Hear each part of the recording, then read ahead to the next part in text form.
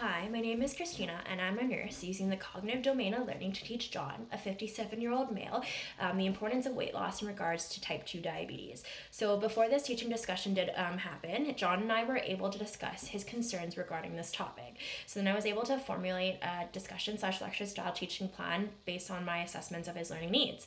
So John, at the end of this teaching session, I want you to be able to explain back to me in your own words the learning objectives of why weight loss is important in helping with type 2 diabetes, the appropriate caloric intake needed in order to achieve a 10-pound weight loss, and explain the main food groups and proper food proportioning needed to implement weight loss in a 3-minute teaching session, which is occurring right now.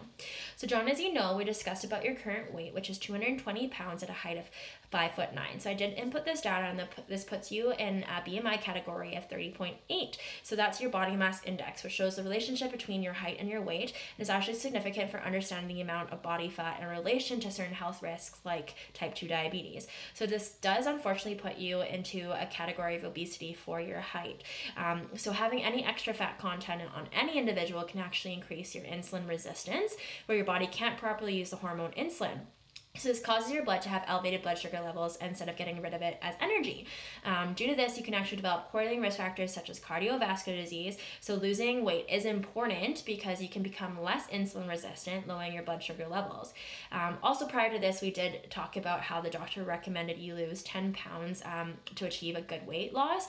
So that means that you do need between 1,676 to 1,800 calories per day to lose about 1 pound per week. And you want to start at the higher end of this, just because sometimes a person can get overwhelmed, and losing too much weight at fast can actually be not good for your health. So in order to achieve this too, you do need to know the right food groups and the right ratios for these food groups. So I did take the liberty to print out the American Diabetes Association Create Your Plate method, and it's super easy. You can go home, buy one of those plates that is disposable, and then you would split it in half. So one side for 50% non-starchy vegetables, and then the other two into 25% proportions, being protein, which is your first, and it will state to you, you can eat fish, seafood, eggs, cheese, chicken, for example.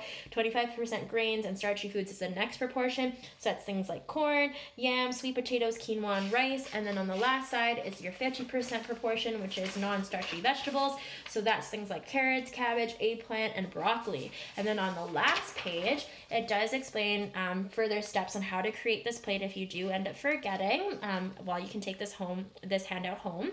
And it does also explain that you can add a serving of fruit or serving of dairy, depending on what your meal plan allows. And you can choose healthy fats in small amounts like avocado, seeds, or nuts, and use cooking oils such as olive oils. And you can also complete your meal adding a low-calorie drink like water or unsweetened tea or coffee. So using the Create Your Plate method handout, and by me explaining the other information that I did provide to you today, I want you to be able to explain back the 3 learning objectives I had stated earlier on the importance of weight loss, the appropriate caloric intake needed in order to achieve a 10-pound weight loss, and explaining the main food groups and proper food proportioning needed to implement that weight loss.